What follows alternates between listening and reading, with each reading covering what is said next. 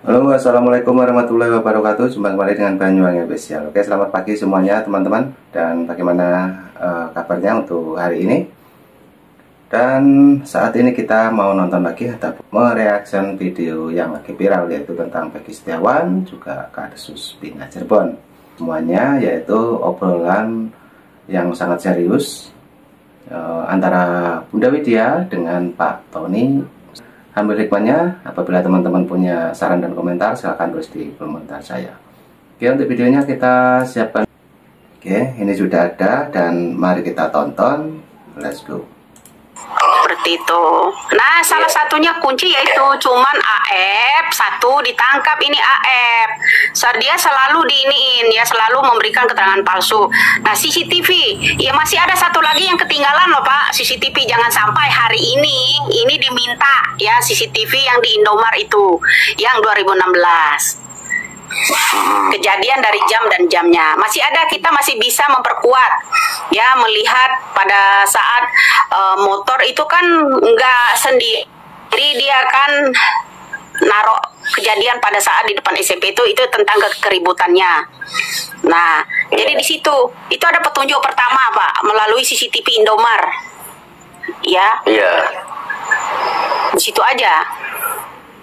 Ya mudah-mudahan sih Bapak Kapolda ya mendengar ini ya sebagai masukan. Begini ya, dulu Polda Jawa Barat ini membuka hotline pada saat Peggy Setiawan ditangkap, kemudian menghapus 2 DPO-nya ya, kemudian membuka hotline, artinya meminta masukan masyarakat.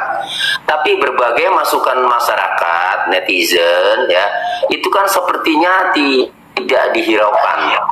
Saya melihatnya penyidik lebih getol mencari alat bukti tambahan guna meyakinkan Peggy Setiawan kulit bangunan adalah pelakunya.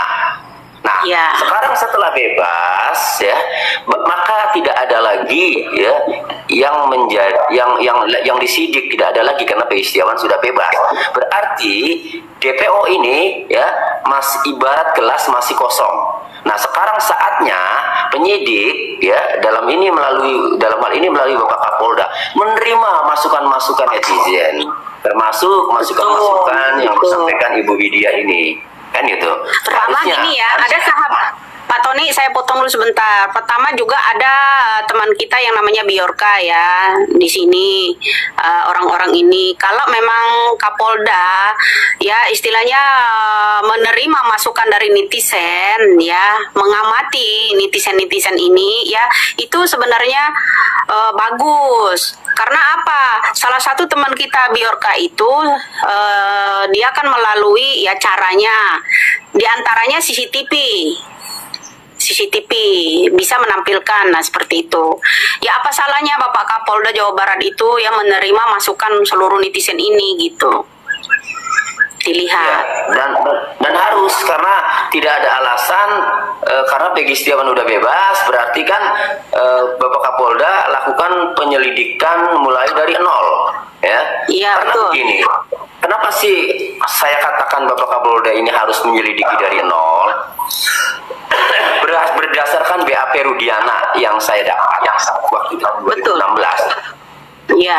Bapak Rudiana ini mengamankan 7 pelaku ya, berdasarkan informasi dari AF ya, itu tanpa adanya alat bukti, tanpa adanya bukti-bukti bahwa 7 orang itu melakukan tindak pidana, belum dilaporkan ke polisi, belum melalui penyelidikan, belum melalui penyidikan.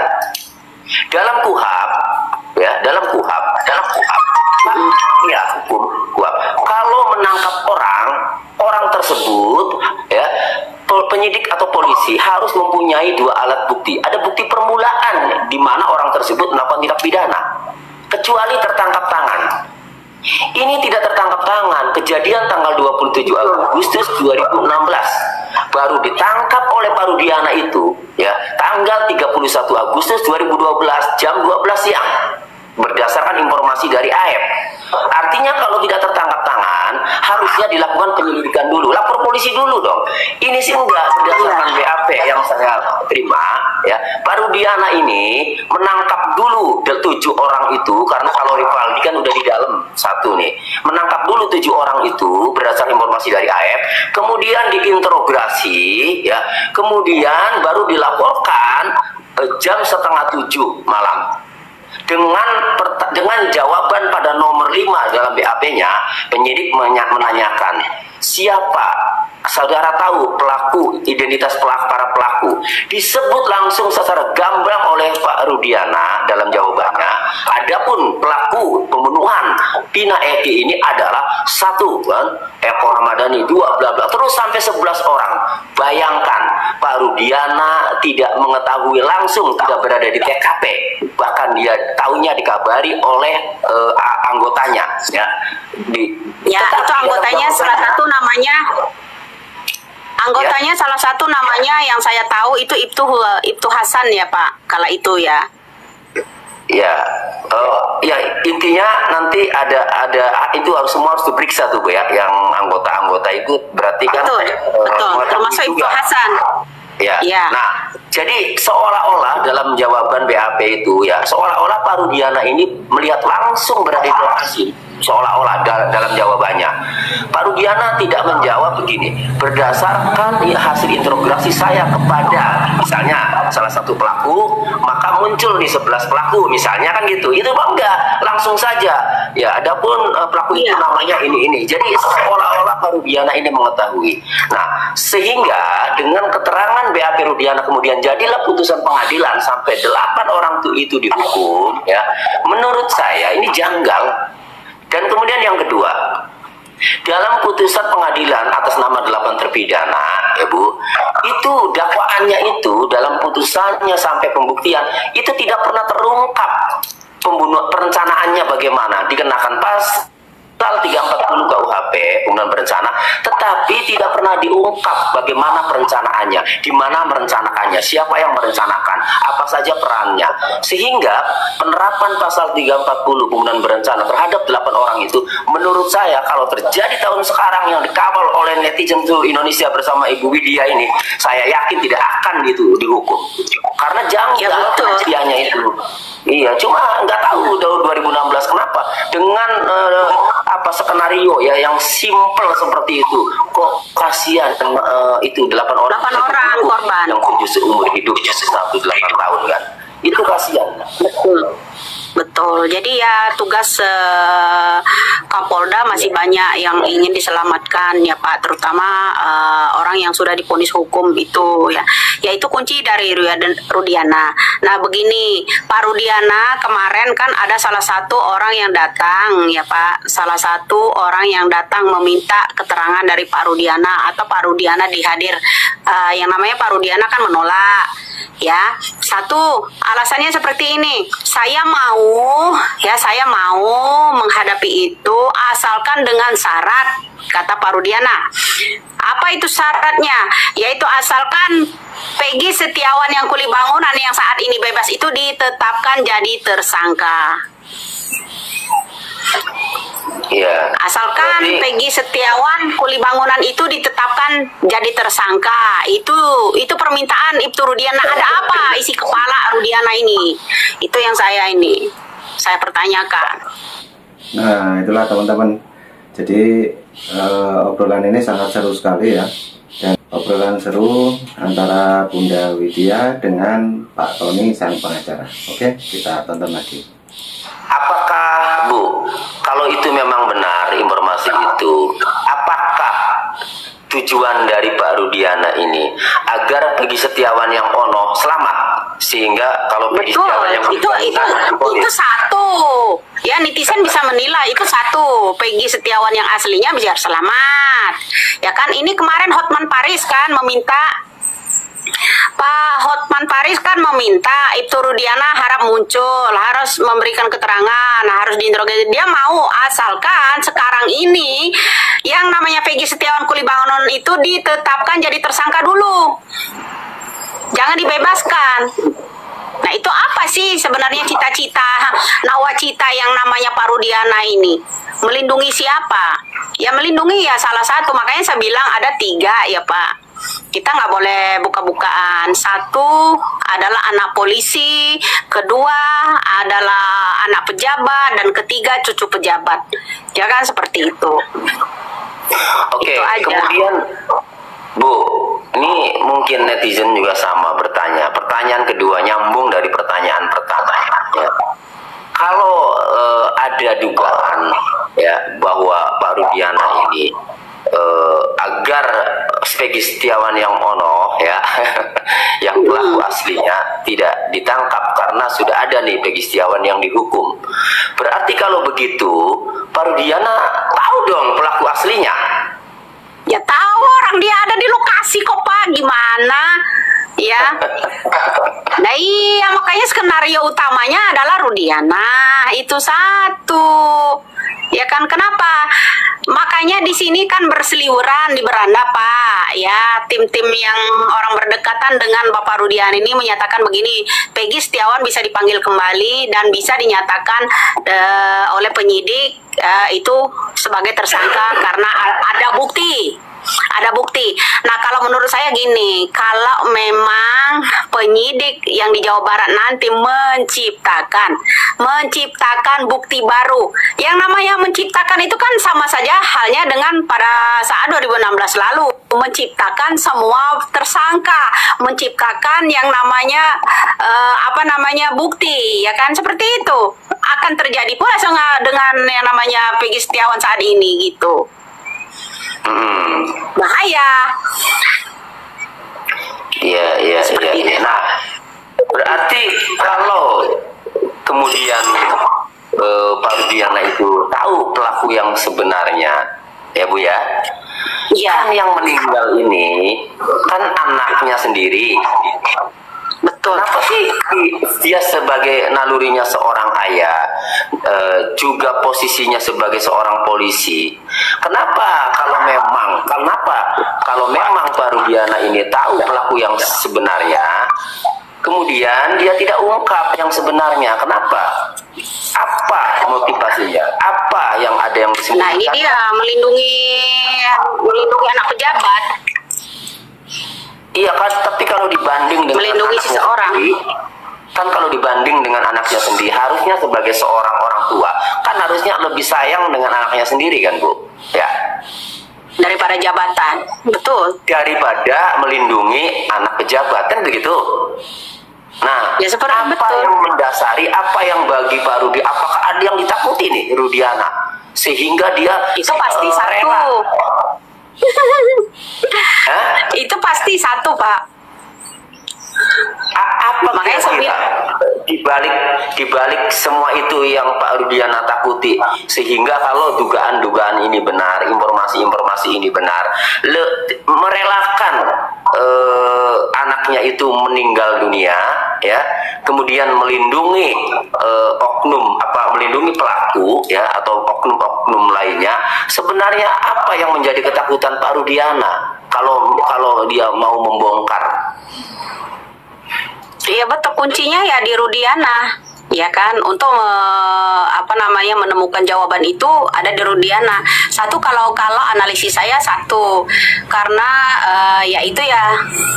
yaitu satu cucu dari orang yang berpengaruh di istana, ya, satu itu cucunya, seorang cucunya.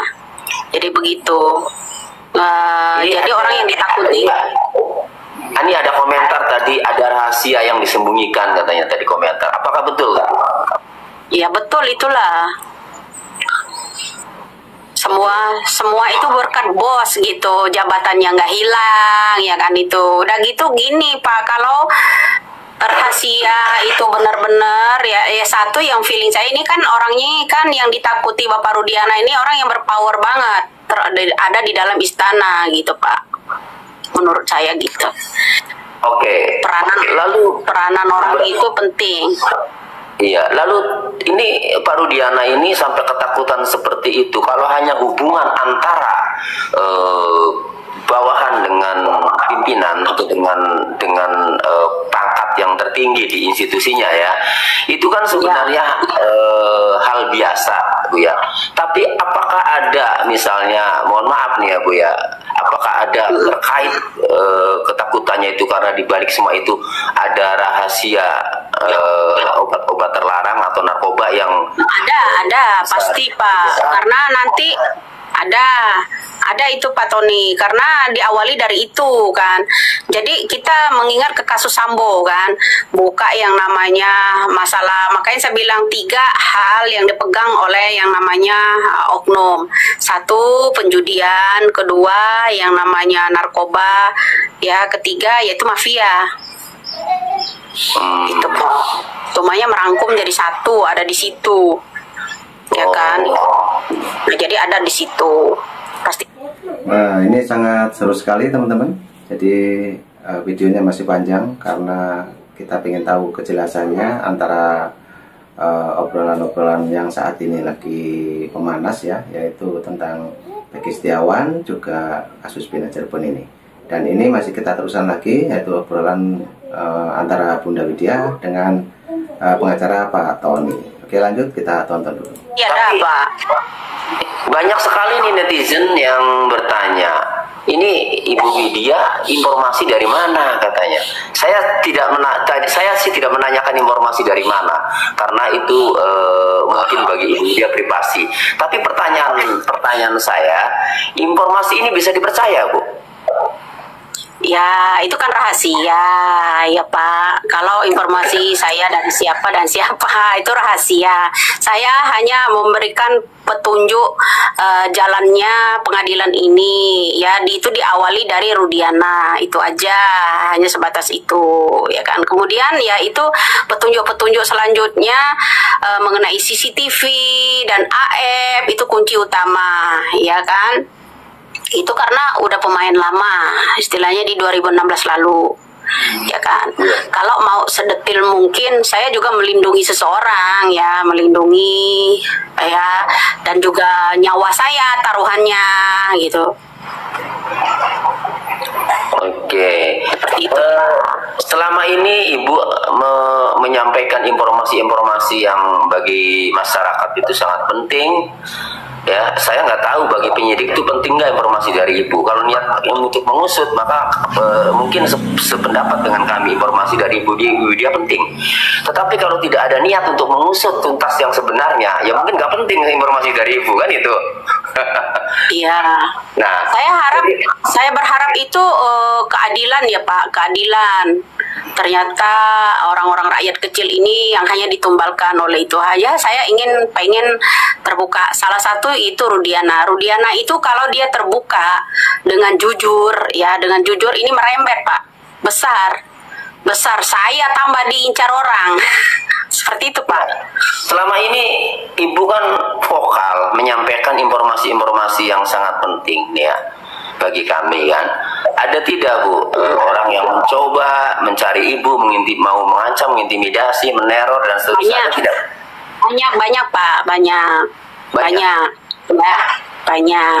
Itu yang melalui DM aja saya masukkan ke draft ya, sebagai ancaman atau sebuah teror saya masukkan ke draft. Jadi bukan di pesan terbuka gitu. Saya masukkan ke draft.